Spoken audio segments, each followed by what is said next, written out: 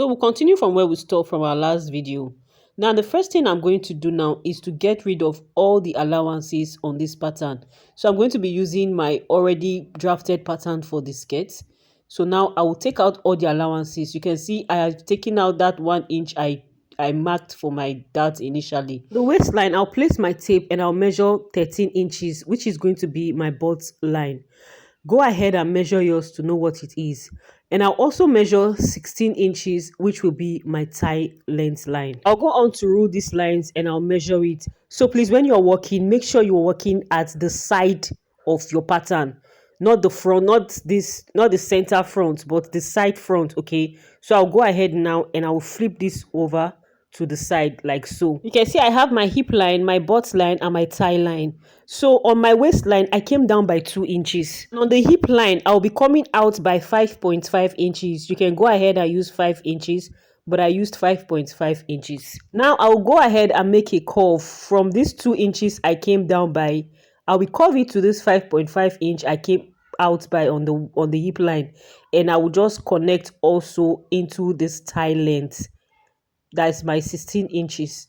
Okay, so I'll go ahead and I'll make this kind of curve just like this. There's two ways you can achieve this curve. I'll be showing you another method you'll be using to achieve this curve, but for me, I just want to use this pattern. Okay, so very importantly, go ahead and label your hip pad pattern. This is so important. Measure the down part and the upper part. Make sure you identify it. So this is the other method I'm showing you now. So you can also you can use that method if it is something you want to try out, but for me, I'll be using this particular method. So when I was done with that, I will just go ahead and I will cut this out. Now for the back part of this, I'll also go ahead to eliminate all the allowances I added to this pattern. So first I'll be taking out that allowance of 1 inch. I'll just connect that to the hip line and I'll go ahead to cut all of these, but I will not be removing the zipper allowance. Okay, we'll be working with that. So just like I did for the front, for the back part, I will come down by 2 inches from the waistline, just like I'm doing now.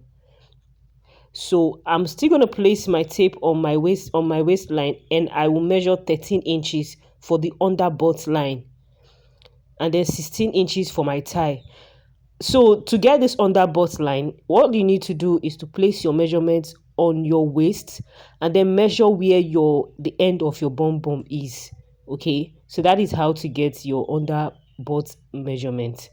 So that is very important when you are making a hip pad. So now I have gone ahead to rule this out, and you can see I am labeling this. Right now on the hip line towards the zipper allowance, I will come out by 0.75 inches. So you can go ahead and use 0.5 inch. The reason is because you don't want your pad to get all the way into your zipper allowance. And on the under butt line, I will be coming out by 5 inches. So now I will go ahead to connect all these points together. Just see the way I am illustrating with my hands. I will go on to connect from the waistline to the 0.75 inches I came out on the zipper towards the zipper allowance, and down to the 5 inches I came under the butt, then to the thigh line. All right, so just watch what I am doing.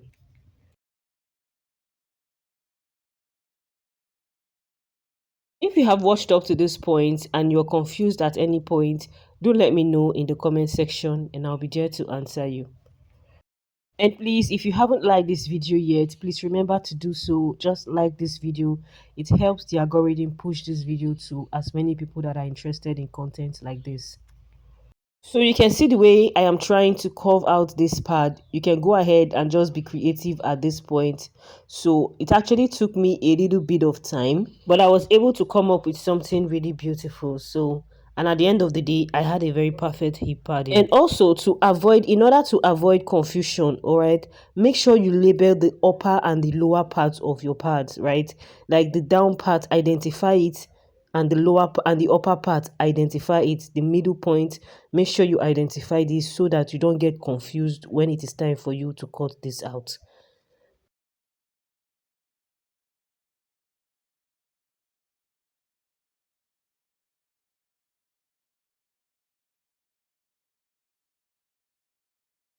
So at this point, I was okay with this particular shape.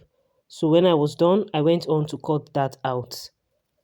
So when I was done with cutting this out, I just went on to focus on the ruffles, right? So for these ruffles, I used 2 yards of this veil and I folded it. And for the length I used for each strand was 2.5 inches.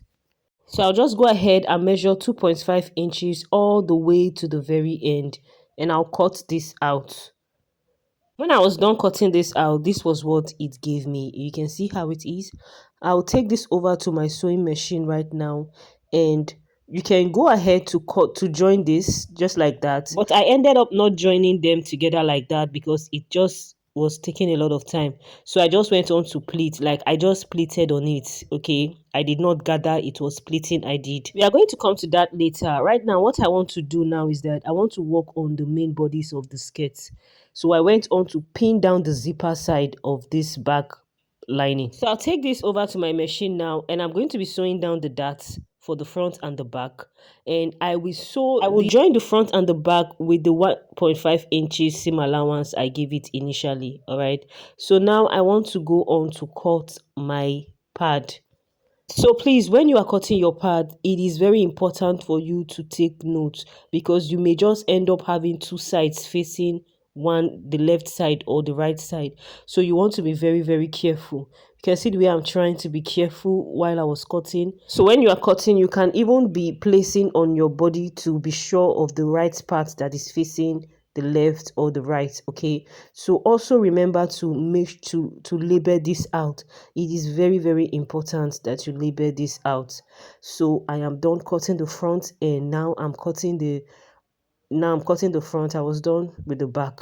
So the way the foam is looking now, you cannot just go ahead and sew on it. You have to trim up the edges. To do that, on the sides, right, not on the center part, on the sides, come up by 1 inches all the way around. Just like you see me do, I came up by 1 inch. And what I'm going to do now is that I am going to use my scissors to chop this off like so. Make sure you chop this off to the point where it becomes very, very, very, very flat, very slim. This particular process actually requires a lot of time, and you have to give it a lot of time. Like you have to pay attention while doing this because you don't want it to be obvious that there is something going on there. You want to make it as realistic as possible, and this is the way to make it look realistic.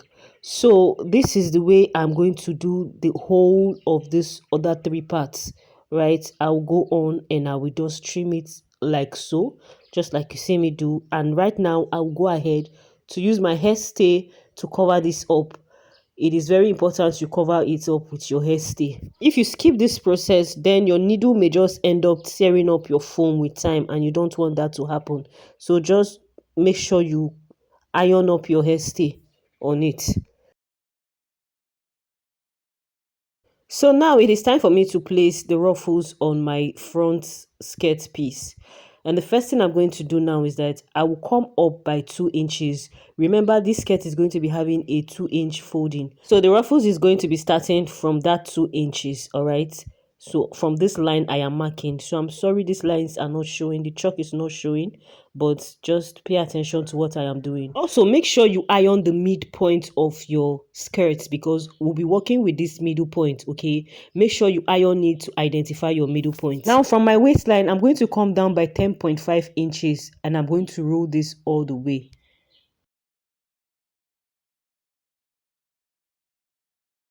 Now from this road line, I'm going to come down by 7 inches. So the 7 inches is going to be for the one that is going to be at the middle point of this skirt, okay? So I'll just go ahead and I'll mark 7 inches just at that point. Now on the hip line, I'll come down by 2 inches. And from the middle point, I will come out by 4 inches. And I will just go ahead and I will connect because this is where the longest part of the ruffle is going to be. Okay, I will repeat the same thing on the other side. So this is why identifying the middle part of this skirt is very important because you want to make sure that all your measurements are actually correct. So I'm just going to take this measurement down to the end of this skirt, right? Working with my middle point, I came out by 4 inches, and I'll just continue to connect to the upper 2 inches I came down by, all right? If you understand what I'm talking about.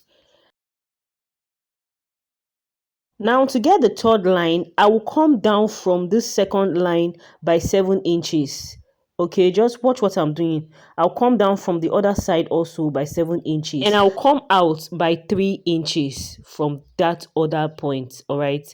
I hope you understand. I hope I'm not confusing you. Just watch what I am doing. If you don't understand what I'm saying, just watch what I am doing, okay? You will understand better that way.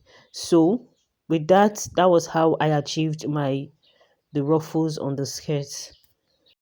I'll bring my ruffles, and this is what it is looking like. Like I said, I did not gather this, I just pleated this. So this is how I'm just going to sew on it. I wanted to pin it down, but it will just take a lot of my time. So I'll just take it over and I will sew on it. So this is for the hip pad, and I have already gone ahead to iron this onto the pads, right? I've ironed the hairstyle to the pads, and I'll just go ahead to trim this up and sew it.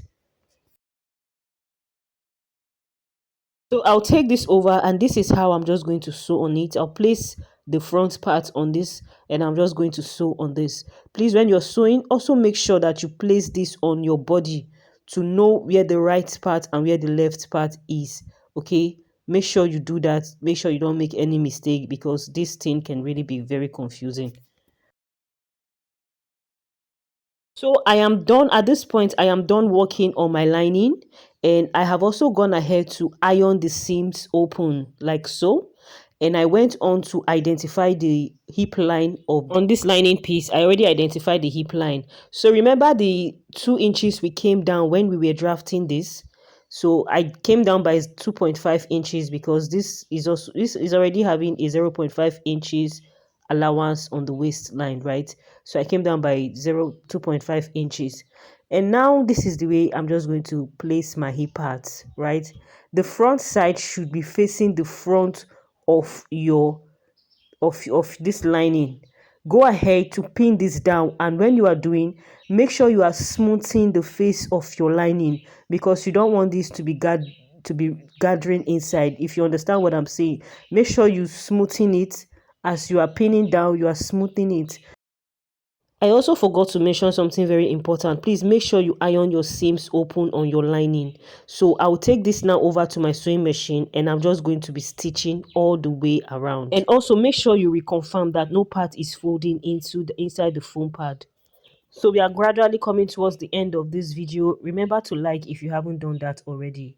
So I have gone ahead to sew my ruffles on my skirts, on my Ankara piece, and you can see that I've also gone ahead to sew my foam to the lining piece. So if you remember the way I joined the front and back part of my lining with 1.5 inches seam allowance, that was the same thing I did for the Ankara piece, so don't get confused.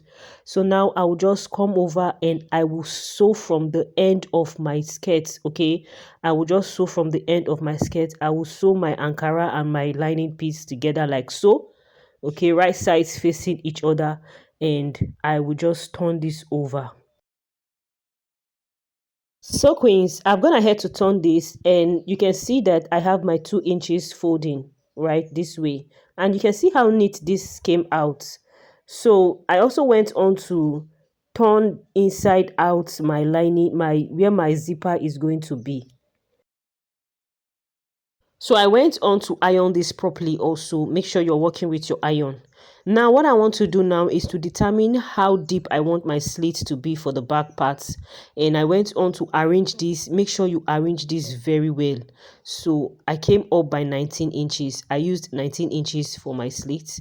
And now for the zipper that I'm going to be using, I came down by 13 inches from my waistline, and I also come out by 1.5 inches, which is my normal seam allowance for the my zipper allowance. So that I'm just going to be stitching that point, right? Just that point that I just marked. I'll take this over to my sewing machine, and I'll just fold up like so my slit, and I'll just stitch that point, and I'll fix my zipper. For the band, I cut out 4.5 inches, I added a hairstay to it, and I went on to fold it by 0.5 inches and I attached it to my skirt. I already have a detailed video on how to fix this band to a skirt, so if you haven't seen that, it is already on my channel.